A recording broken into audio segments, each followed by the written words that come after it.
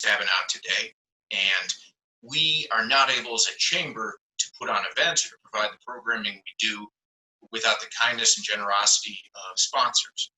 And I want to, in particular, thank our sponsor today, Blue Cross Blue Shield. They are a great chamber member and do so much here in the community. And we are going to begin today's formal program here with a very brief but very helpful video from Blue Cross Blue Shield. And I will turn it over to Natalie remotely to start that video.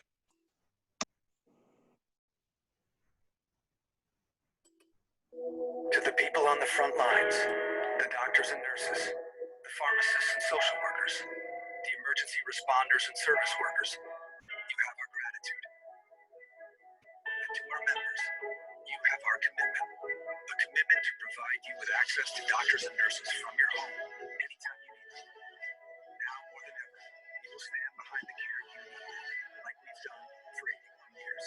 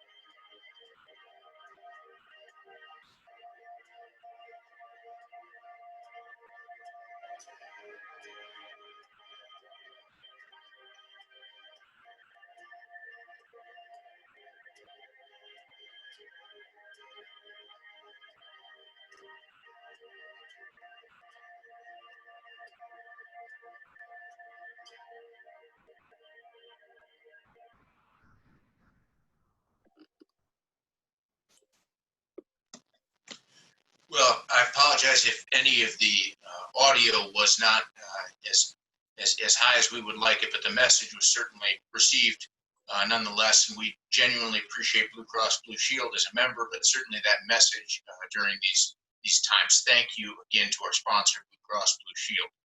Very quickly, we do have a webinar tomorrow, 10 a.m. with Bodman on PPP information. And we have Jeff Donofrio, the director of the state's Labor and Economic Development Department, on Thursday at 4 p.m. And our Road to Recovery COVID-19 Summit on June 9th, 11 a.m. to 1 p.m. All of that information is up on A2YChamber.org. And with those things out of the way, today is a great opportunity to hear from a policy leader that is working hard on behalf of our state and for this country. We are pleased to have Senator Stabenow with us. She comes to us serving in the U.S. Senate as the ranking member of the Agriculture Committee and a key member of several others. She has been in the Senate since 2000. Prior to that, she served the folks of Michigan in the United States House. She also served, I believe, as the only person in the Senate to have served as a county commissioner, a state representative, a state senator. She's run the gamut, and we saw her in the helicopters this week looking at the flooding in mid-Michigan, and there's much to tell us. So without further ado, I turn it over to our Senator, Debbie Stabenow. Thank you, Senator. Well, thanks, Andy. It's great to be with all of you. I wish we could be in person. At some point, we will be again. I also want to thank Diane Keller as your president, and all the folks involved in the board for their leadership.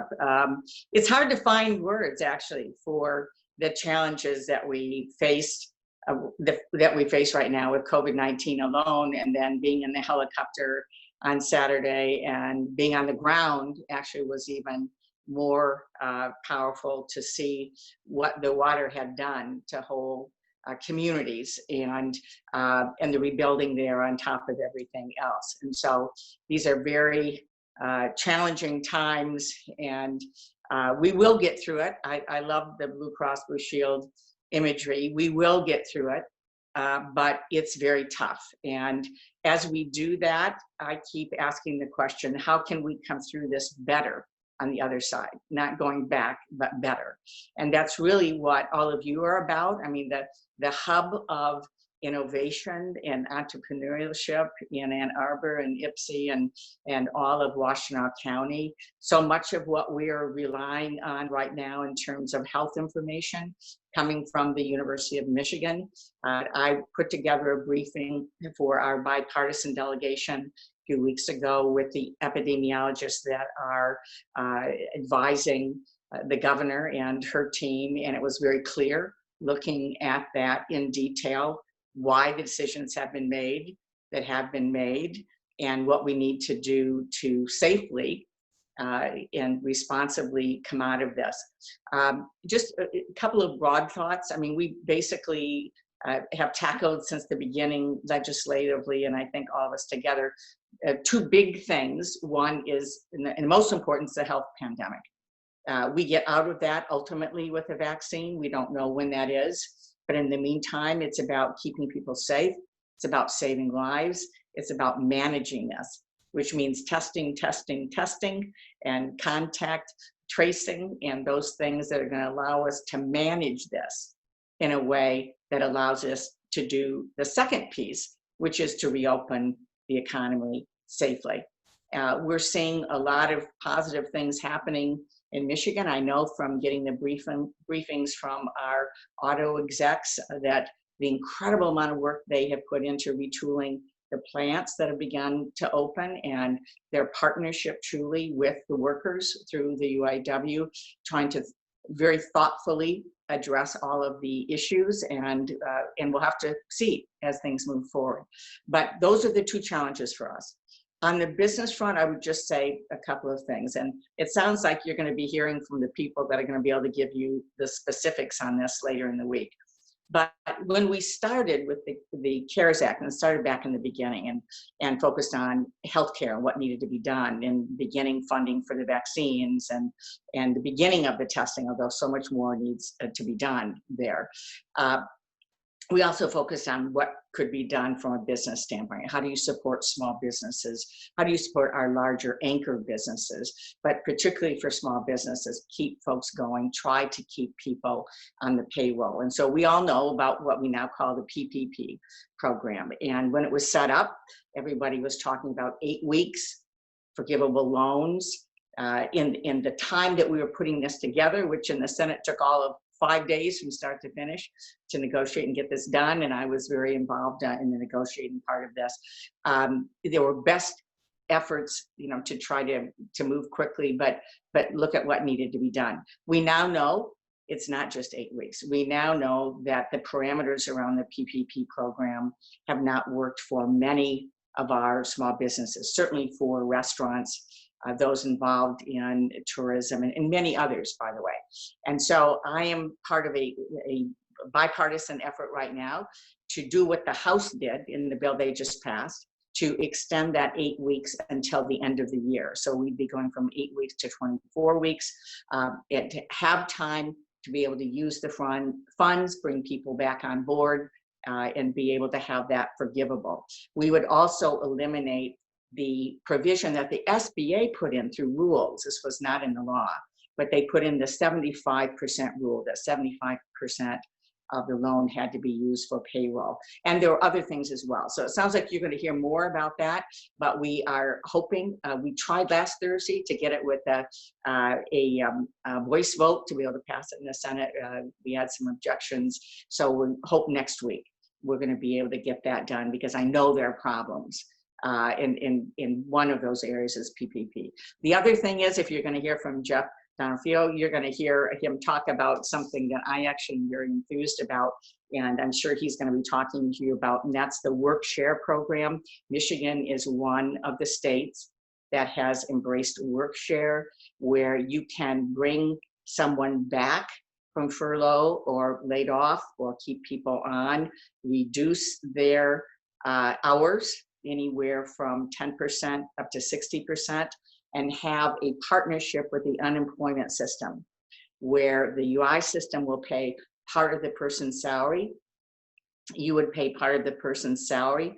There are certainly parameters around that, but the idea would be to keep them connected to you, or be able to allow people to come back and not have to pick between the unemployment system and working in your business, but be able to come back, even if it's 20 hours or 30 hours, the rest would be made up through unemployment.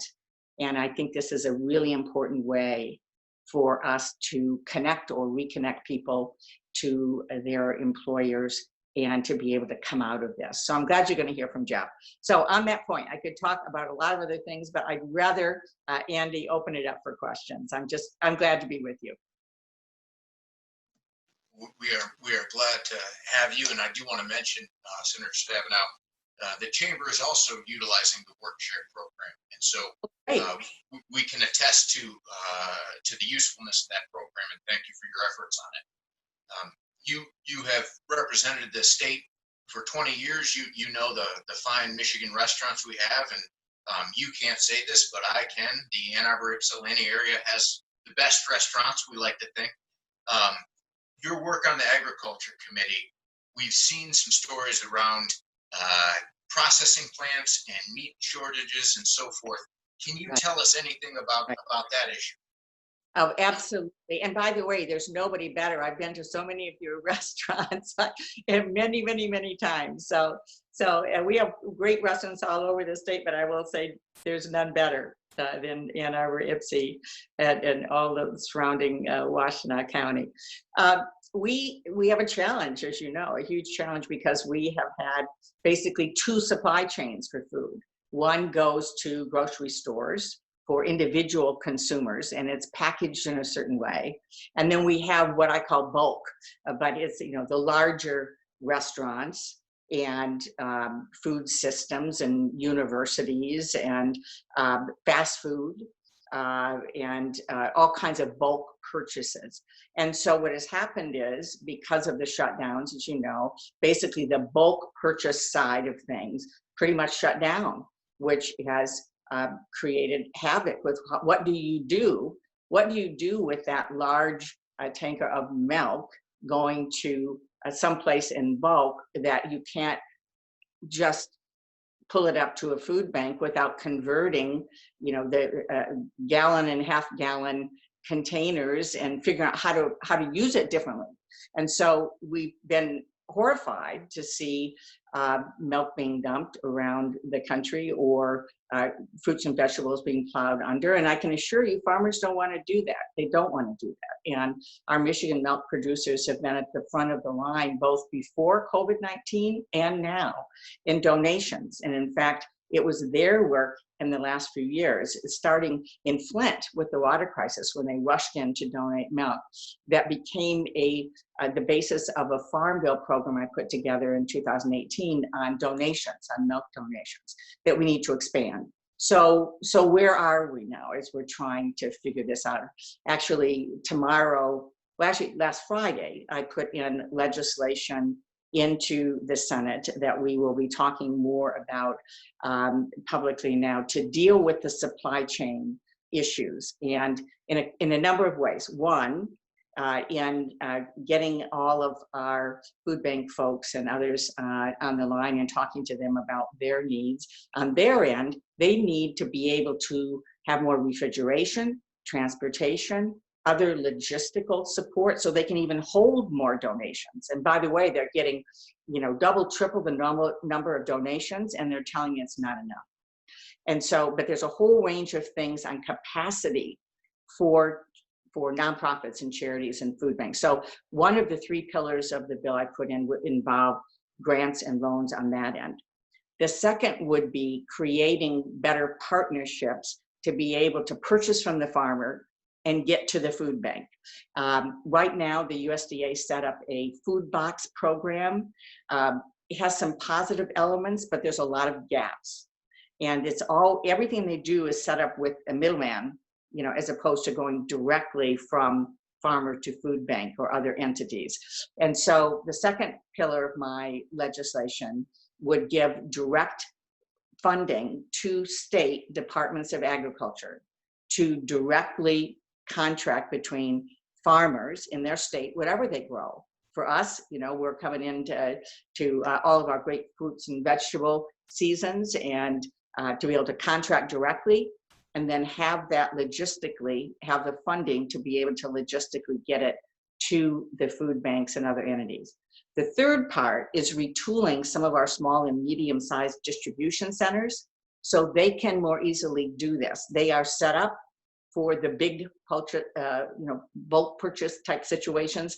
We can help them retool, because personally, I think this is not something that is a one-off. My guess is we're going to need this down the road as well. So how do we help, again, through grants and loans, the ability for our own distributors to be able to retool? And part of that is also worker safety.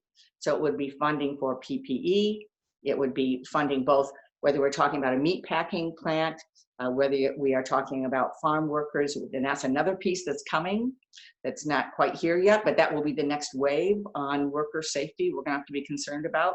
So those provisions of safety, retooling, so we can handle this, and basically figuring out a way to get the wonderful food grown in Michigan and across the country actually to the people who desperately need it right now. And that's what I'm very involved in. Senator, thank you for the explanation there. You mentioned some of the logistics of essentially the distribution of food. Are there any new considerations regarding food safety, just for the consumer to know about, or anything going on in the policy realm? Well, right now, I mean, we have, there's always more that can be done, obviously, from an FDA standpoint or from an OSHA standpoint with workers, certainly with OSHA right now on the worker end of things. I would say more of the focus is on the processing and workers end of things. We will always debate on how we can do better, but I would argue we have the safest foods supply in the world right now, and it has been the most affordable, healthiest, safest. And the real question right now is on the safety of those who work, whether it's in processing plants or whether it's in the grocery store. All of those who we call essential workers. And I had somebody say to me who didn't have PPE and it was on the front lines, and she said, it's one thing to say thank you, and say we're essential, but if you don't protect us, we're expendable. And so I thought that was a really important thing, which, by the way, another provision we're trying to get passed that passed in the House bill is hazard pay, or additional pay for those folks that we keep thanking, but they are traditionally, so many of them are lowest paid workers who are concerned about their own rent and mortgage and food and so on. And so I think the way to thank them is through our actions, not just our words. Good point. We have certainly seen here locally sort of spontaneous outpouring of signs in yards and so forth.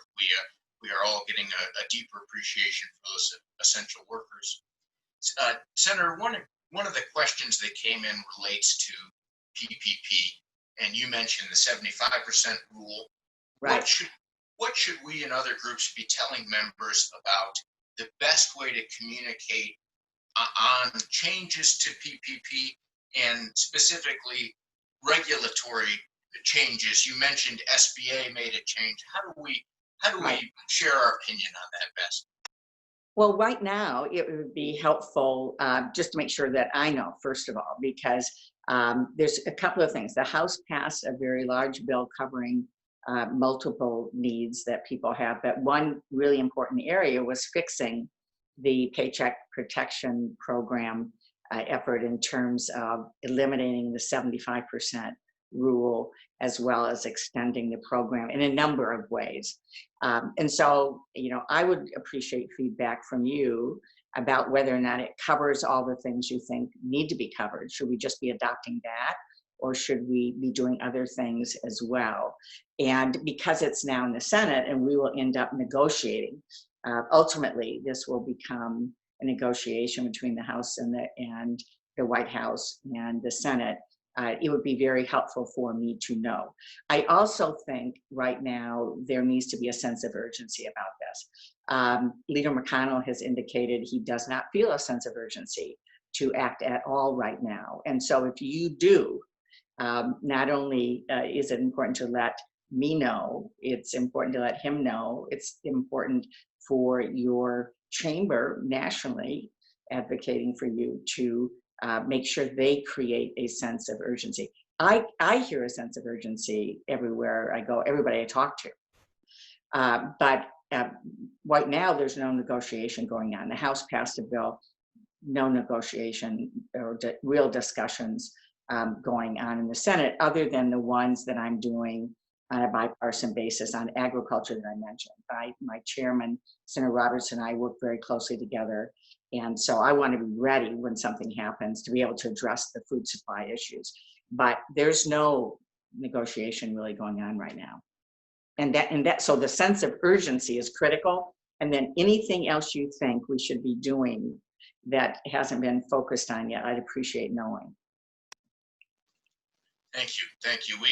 We had two questions come in sort of during that answer, and one is, as it relates to PPP, with the changes to the rules that have been made, can an entity that applied and was not accepted, can they reapply now that some of those rules have changed? You can continue to apply or reapply, and it would be good. We can follow up to get you an exact answer, because I've heard it two different ways. SBA originally said if you applied and didn't receive funding, you're just there for future and don't need to reapply. But we've also heard others say it's better to reapply. And so when in doubt, I would say reapply, but we certainly can, check that out further for you. But it does not hurt to reapply. And I think, given the fact that we are going to be needing to continue to do something to support small business, I think applying for as much as you can is just important to get in the queue. And I am very concerned about what I'm hearing about our small businesses. And when you think about, all the wonderful businesses in Ann Arbor and Ypsi and in Detroit and in every downtown coming back, all the things that are happening that have been so terrific. And oftentimes it's somebody, second mortgage on the house, maxing out the credit cards, and now look.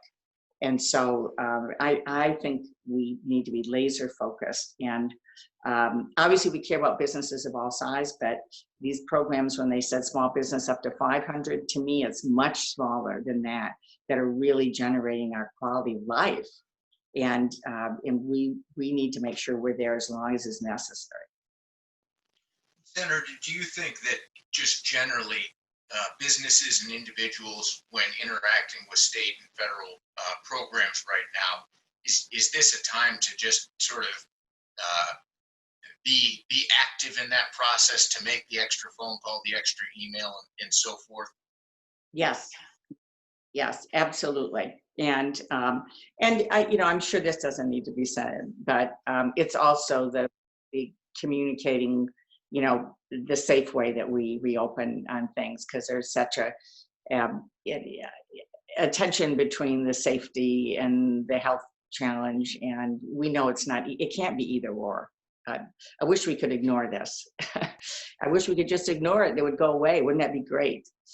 That's just not how, you know, a virus pandemic works. And so I think it's, but I think communicating is critically important. And I will say this, one of the other things that's going to be the second punch for us is if we don't get funding to backfill what the cities and townships and state have spent rushing to the front lines to save people through increased, you know, help from the federal government, we're going to be hit again. Already in April across the country, there were 1 million jobs lost because states have a balanced budget requirement. And in Michigan, it's the same way. And when the president was saying, let governors do it, the governors should step up, we'll be with you all the way. Well, you know, not so much right now. There's great resistance to helping. And I can tell you from looking at the numbers that the next wave is losing the police officer, the firefighter, the public health nurse, the 911 call center, the teachers, the folks at the university. I mean, you could go on and on and on of what's going to happen if we can't support state and local governments, and it will spill right over onto everybody. And so as you talk about the specifics for a business, I think it's really important to talk about the folks that were required and did rush in. They literally rushed in, taking money from other parts of the budget to do what was ever necessary before the money was there for the PPE, before the money was there to do anything to be able to help save lives in Michigan. You know, our folks on the front lines, meeting the mayors and the county commissioners and the governor, were all rushing in.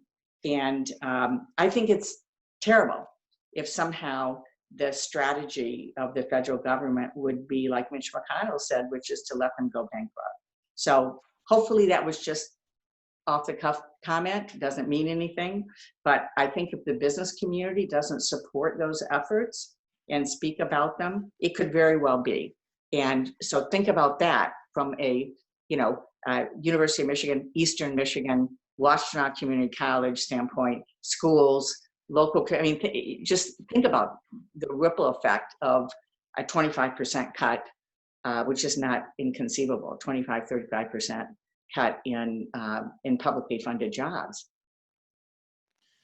Well, and Senator, we had a few more PPP questions come in, but just to follow up on what you just said, there was a national story about something like 1 in 8 jobs in the economy have some connection to what you just mentioned. Is that an area where there could be some bipartisan consensus and something you think could get through? Andy, there isn't yet, which is why I'm mentioning it now. There needs to be. Nothing happens if it's not bipartisan. We start there. It has to be bipartisan. And so last time when we did the CARES Act, one of the very last things that we negotiated was help to state and local governments. And it was very hard to get. And we did achieve some dollars, although we knew it wasn't what they needed. And so now we're back again. The House did a very large investment, although I will tell you, based on what we've seen from Republican and Democratic governors and Republican and Democratic mayors and others across the country, it actually isn't out of line with the resources they've lost as it relates to this. But there is not bipartisan support on this right now. Senator McConnell has literally said, I'm sure you've seen it, that he would support a strategy of states declaring bankruptcy. And the president has indicated he does not support this. Now, I believe there will be a sense of urgency that grows. The question is, how long does it take to grow? Because most of the states, you know, local communities start a new budget year July 1. So I do believe that there will be a growing sense to get this done, but you know, we're hearing that it could be end of July, August before something else happened.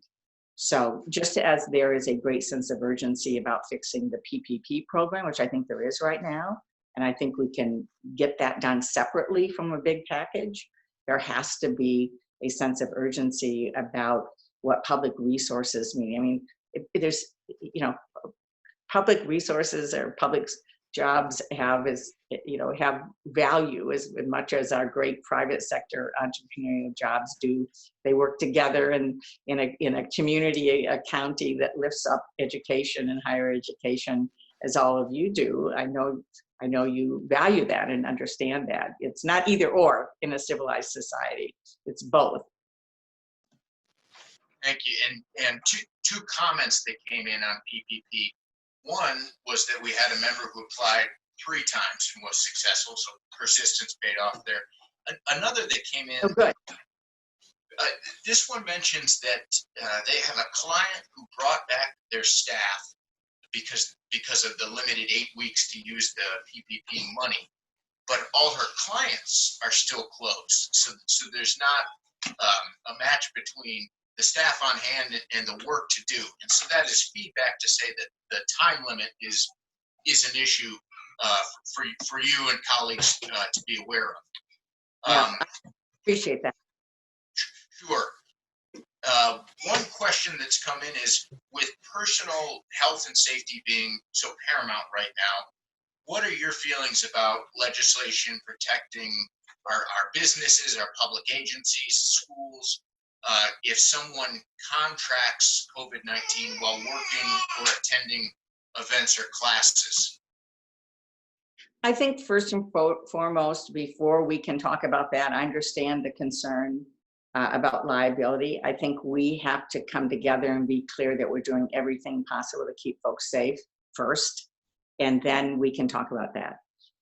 While there's resistance to that coming, and I'm proud to say, very, very little of that coming from Michigan, but while there is great resistance or denial of the science and so on, it makes it hard to talk about that for folks that are doing the right thing. So I think we've got some work to do, and what we need from the business community is really supporting our efforts to get PPE to everyone, to supporting the efforts to increase the funding for testing and contact tracing and those things that are necessary for us to be safe.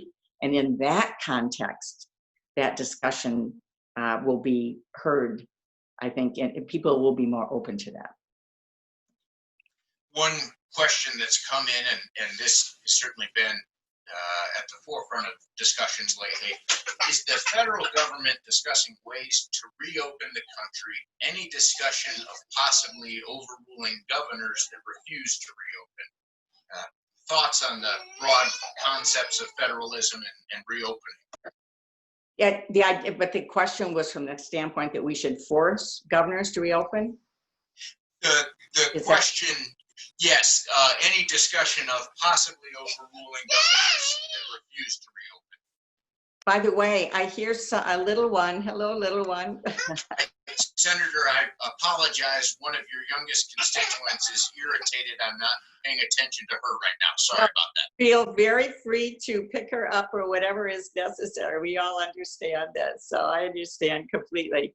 Let me just say, there's no serious discussion about overruling governors that don't believe their state should reopen because of the possibility of their citizens getting COVID-19 or the risk of their citizens. No serious discussion on that. What we really need, honestly, what we've needed since the beginning, what we've needed since January 20th, when the very first case was found publicly in the United States, is an aggressive national strategy that we all buy into, where everyone understands the goals. It's like in your business, if you've got people undermining and competing and doubting the goals of the company, you're not going to be too successful. And so in this case, what we need is a national strategy that relies on science, medical science. Who knew we'd be debating that?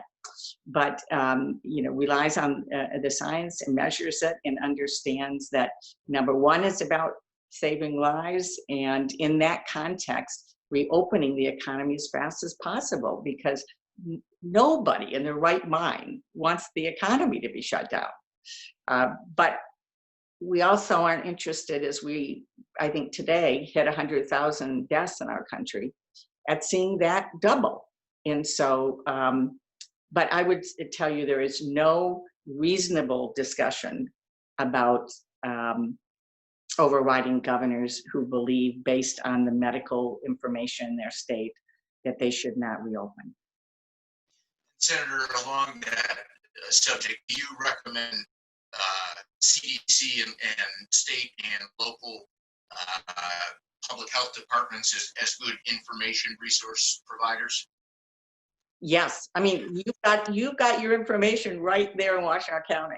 That is really the gold standard at the University of Michigan. And you know, it was so eye-opening to hear their presentations, as well as the folks who have the information about how to reopen safely and assigning various risks depending on what, you know, what it is. And very, very smart people right in your own county that I would encourage you to rely on. And certainly public health officials are the ones that are on the front lines, also coordinating and relying on that information. From a medical science, from a public health standpoint, there's not a debate. There may be a debate in terms of which step to take next to reopen certain assigned risks. But in general, the medical community, the vast majority of the medical community is all on the same side on this. We had a question come in that says, Michigan unemployment for PUA, the sole proprietors, they are still not able to receive unemployment checks either from federal or state sources. How can that get rectified, as it seems to be something related to software being updated? Do you know anything about that, Senator? Any thoughts on that issue? Well, you should be able to receive it. And that's a really good question for Jeff Donofrio. I do know that part of the definition we expanded was to make sure that people who were sole proprietorships were able to receive help at this time. And so I'm sorry I can't answer specifically. I will tell you that in general across the country, the unemployment comp systems are woefully old and inadequate. And as much as we may feel things haven't moved as fast as we want in Michigan, actually Michigan were the first ones to make the changes across the country. I'm shocked when I listen to colleagues at how they haven't even signed people up for the basics yet. And so I give a lot of credit to Jeff and his team who have been scrambling on how to keep going. But when I compare them to what's happening around the country, I would say so far they've been setting the pace, even though it's not, you know, it's certainly not perfect. Is this an instance where if one of our members has an issue, can they contact one of your offices and talk to your staff about the best way to proceed? Absolutely. Kelly Fox, who's my great regional manager, be happy to take the call. We've got our DC team that works on the policy on the phone as well. Absolutely, anybody for any question. I mean, you're certainly welcome, and we'll be happy to do everything we can to help. Thank you. Callie was kind enough to help us logistically with today. So I do have her email, and I may refer some of those to her. Absolutely. We had a question come in, and this is certainly very important across the state, but certainly in Washtenaw County, about any updates for support for health systems in the state or across the country. We've seen a wave of unfortunate announcements around layoffs and furloughs. Any updates on that, Senator? On the layoffs and furloughs,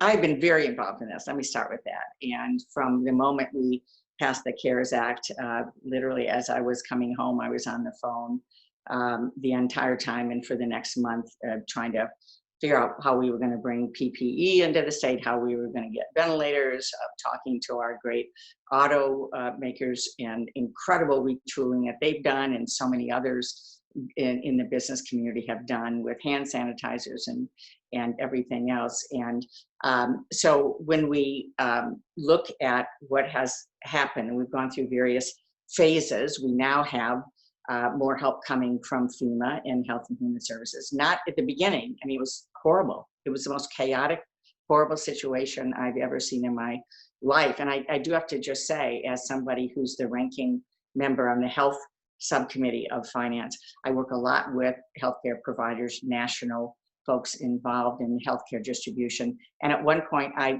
contacted somebody who knew a guy in China. I mean, that's literally what we were doing for the first month to 6 weeks. And I knew exactly when the flight was on the ground and where. I mean, it was just craziness, absolute craziness. And totally unworthy of the United States of America. But it's gotten better. You know, we lost a lot of time. It's gotten better.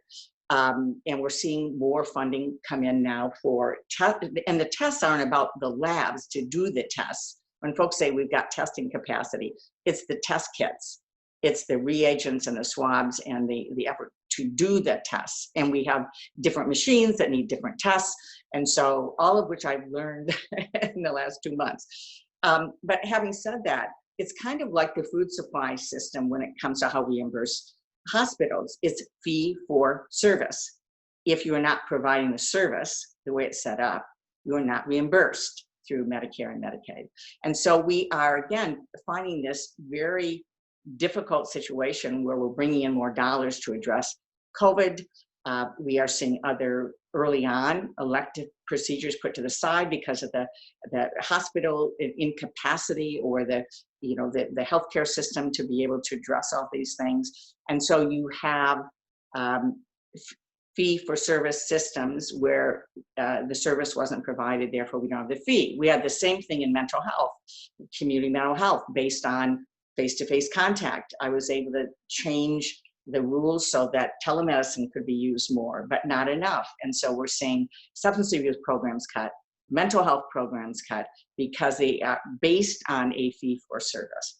So that's what we're struggling with right now. And in the short run, it needs to be just more resources coming in, more dollars coming in for healthcare systems, so they don't have to provide these layoffs. And then we really need to rethink how we structure funding, because we see the weakness of it in a situation like this. And I'm not sure what that answer is, but I'm just saying we are now confronted with what happens with a fee-for-service system during a health pandemic that requires certain kinds of services not to be able to be provided. But in the short run, we've got to focus on the resources that are needed to keep our systems open. Thank you. And Senator, I had a request to share your regional director's information. I will make Callie's email and telephone number available post Tele Town Hall today. We had a two-part question come in, which is, one, can you give us any updates regarding senior care facilities just generally? And two, more broadly, do you know to what extent businesses need to provide their employees with their safety plans as we re-engage in the economy? So any updates on senior centers and care providers, and any advice to businesses on the level of detail for employee safety? Well, first of all, as you know, one of the hot spots in Michigan, as well as across the country, has been our nursing homes. Things really exploded in Washington State from a nursing home and began to move there very quickly. There is a lot of work being done, and more needs to be done, and this involves capacity for testing. I know that in the city of Detroit that Mayor Duggan has now tested everyone who is a patient in a nursing home, as well as the employees. I believe they found out, I believe it was 26% of those in the Detroit nursing homes had tested positive. I apologize that I don't know what's happening specifically in Washtenaw County regarding testing in nursing homes. I hope that's happening as well. That needs to happen. And it needs to happen across the state. They're then moving on to assisted living centers. There are a whole range of folks that are in group homes, other kinds of more high risk. And then I don't believe anyone's yet focused on a senior apartment complex, which is something else that I would also like very much to see. But I think at this point, it's those with multiple chronic conditions that are living in a group context. And so what I have not seen yet is that the people who work there are getting all the protective equipment they need. The latest I've heard is that's still not happening. So we, again, essential workers, folks on the front lines, we say they're important, but they don't have the basics, protective gear, not even some of the simple taking temperatures before folks go to work, just really the basics, I think, right now. And so, but there's a lot of good work going on to try to address that. It's a capacity issue, and it's really a broader systems issue of our deciding that this is a priority and we're going to really make it happen. In terms of employers, I would urge you, whether there's a requirement or not, to share whatever you feel you can with your employees. And I think as we reopen, we talk about whether or not customers will come in. It's also important whether workers will come back, right? And so having people feel safe and valued, knowing what the plan is, having the appropriate kind of PPE, other kinds of things. In an ideal world, and we're certainly not there at all. I mean, I would love to have us in a situation where you could test people before they go to work. We're not even close to that. There are tests, as you know, like the 15-minute Abbott test that, again, the mayor of Detroit has used with his police officers to get folks from quarantine back on the street. A debate about that, as there has been for a lot of different things, but the reality is that we need more testing, and particularly if somebody doesn't feel good, and then contact tracing as well. And there's a way to manage this smartly, but we have to decide that's what we want to do. I mean, we're pretty smart people in the United States. We're pretty smart people, and we're pretty smart people in Michigan. So it's not about not figuring it out. It's about thinking that we should figure it out, and everybody being committed to a set of protocols, because it's also, isn't the first time something has happened. Certainly it's the worst in 100 years in the United States, but certainly it's not the first time something's happened anywhere in the world. And there are protocols. We as a country just have not universally adopted them yet, which is the challenge. So I would just encourage you to share whatever you feel you can. I think more transparency is better than not being transparent. Senator, you had mentioned some of your committee assignment, and your role in the Finance Committee is particularly relevant to the question of, right. Do you know of any additional plans, either from the Fed or from the Treasury Department, in terms of legislation to sort of, for lack of a better term, prop up the economy, keep the financial system going? Any updates on that? At this point, we're doing a lot of evaluating of what we've already put in place to see what's working or not. And of course, the big focus has been on the PPP program. But I'm also very concerned about something that we set up called the Main Street Lending Program that really hasn't been implemented yet, which was it was set up to be for the middle level businesses. Treasury and the Fed basically have created a situation of being able to provide liquidity for the very large businesses. We've seen a special focus on the airline industry and others, and there are very large entities where they have the complete capacity to be able to provide loans and liquidity there.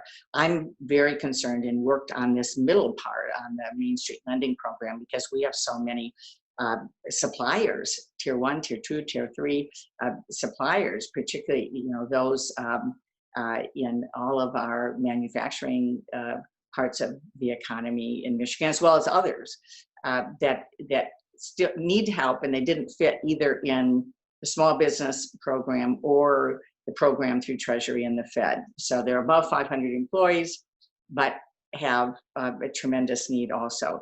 So I've been part of leading an effort to get Treasury to implement that. Our delegation on a bipartisan basis from Michigan sent a letter, particularly about our suppliers, to Treasurer Mnuchin, to urge him to get that going. And we have not yet seen, that was a couple of weeks ago, and we haven't yet heard on that. So I think, we need to continue to be filling those gaps. Again, I would welcome your particular situation and what you think would be helpful to you, because this is not short term. I think we've got to be making a longer term commitment and a longer term commitment in terms of the economy and so on, and what needs to be happening. And if I might just put in a pitch, Andy, after having been up and looking at the floods in mid-Michigan and the devastation there because of, aging infrastructure, we need a huge infrastructure program, both in Michigan and across the country right now, that would create millions and millions of jobs, but also address the aging, not only roads and bridges, of which we have many, but dams and other challenges in terms of infrastructure. And the way we make it better coming out of it is by making sure we've got high-speed internet everywhere, so we do not have businesses or children or college-age students who can't do what we're doing right now and be able to study and hook, connect with their teachers online because they live in a part of Michigan with no high-speed internet, or the small business can't do that as well because they're in a spot with no high-speed internet. So we need a huge infrastructure program, and it needs to be about the infrastructure, not of the current world we live in, but of the future. And that would be one way to come out of this, having made things better. Senator, many people, when they hear Washtenaw County, U of M, EMU, they don't presume that there is an accessibility issue, but as you know, on the rural western and southern part of our county, there are some access issues. Any chance this could be a spur for increased broadband? Any way that could happen? That's one of the things I'm working on, Andy, and I think there is a real chance on that. When you get out to Manchester, or get over to Grass Lake, or over, my niece and her husband live over that direction. They don't have good service, and so it is all over the state there. And we're seeing several things happen, but and actually through U.S. Department of Agriculture, my farm bill, we have what's called the Rural Development Section. It's really the Rural Economic Development Section for the country. And we made a major increase in authorizing what could be used for high-speed internet. Secretary of Agriculture and I just announced two loans, a loan grant combination for Southwest Michigan over by the Benton Harbor, St. Joe area through a program called Reconnect. And we need to be doing a lot more of that. There's a lot happening up in the Upper Peninsula. Northern Michigan University has been a real leader in that, started with distance learning, as you can imagine, and has now been really ramping up telemedicine. They're now working with others down now below the bridge. There's between connecting what educators, our not just our universities, but our schools all have Wi-Fi. Our intermediate school districts do. How do we connect all of what we have right now to be able to broaden it? So I'm very involved in that. And would love to talk with you more down the road about that, because this is a moment to do that. It is the hardware. It's every child having access to a laptop or an iPad to be able to do their work. But fundamentally, we've got to connect everybody with high-speed internet. And we really are in a spot that we could actually come out of this better on the other end. And Senator, one last question for you before I turn it over to Diane Keller to properly thank you and give you any closing remarks. We had a situation via Twitter last week between our president and our Secretary of State with some thoughts shared. There have been some questions about, for the average community member, are we going to be able to vote as normal come November? Anything that you are hearing that we should know on that issue broadly? Well, let me say, we've had absentee ballot voting in Michigan forever.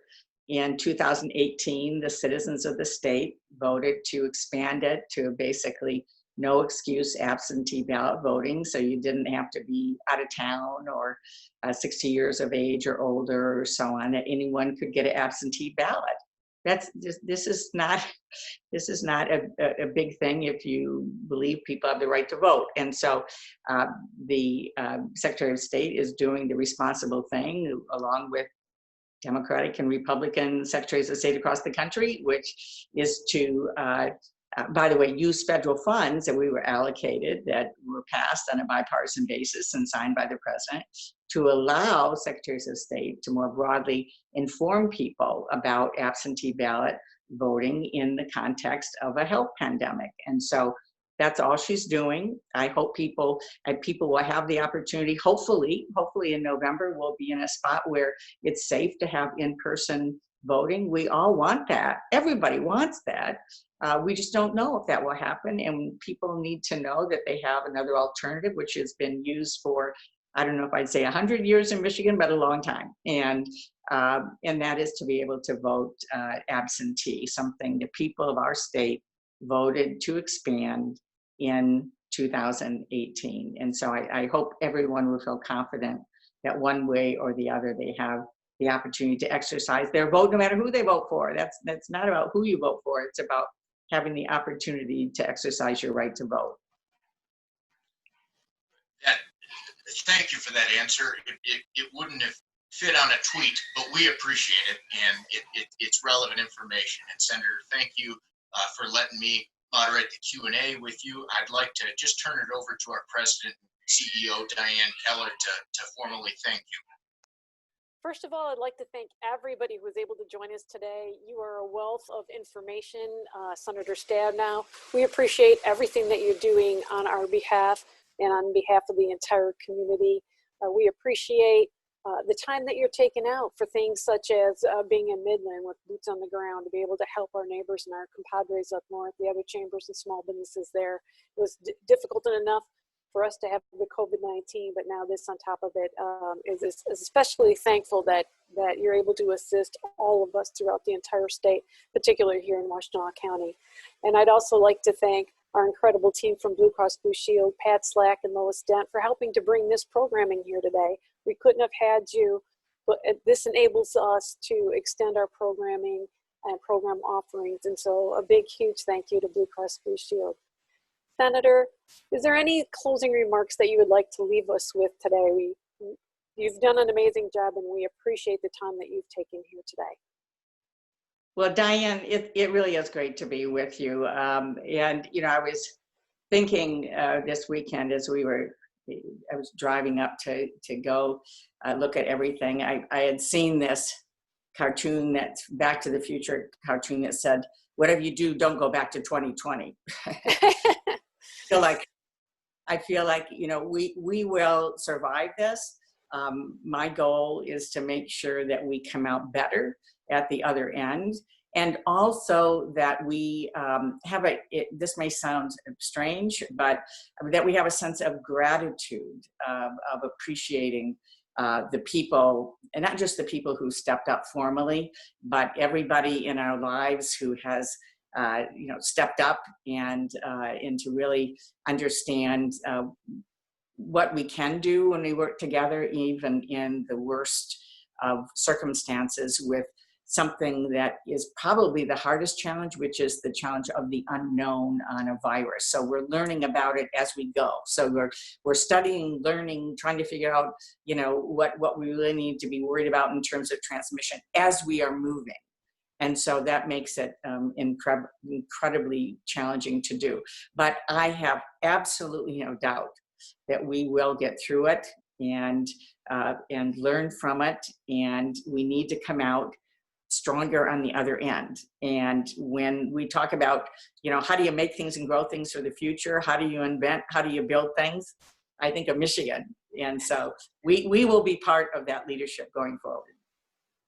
Senator Stabenow, thank you so much. We appreciate that, your silver lining, your ability to put the focus on that which we should be grateful for, and to help us with the next steps, things like the infrastructure, the aging systems, the internet. Those are all things that we need and that we will need in the future. So to get that done now and see that as part of our prosperity for the future as we move forward is enlightening for us. And we thank you for it. Thank you so much for joining us today. My pleasure. Stay safe. Thank you. You stay safe as well. Thank you, everyone. Have a great day.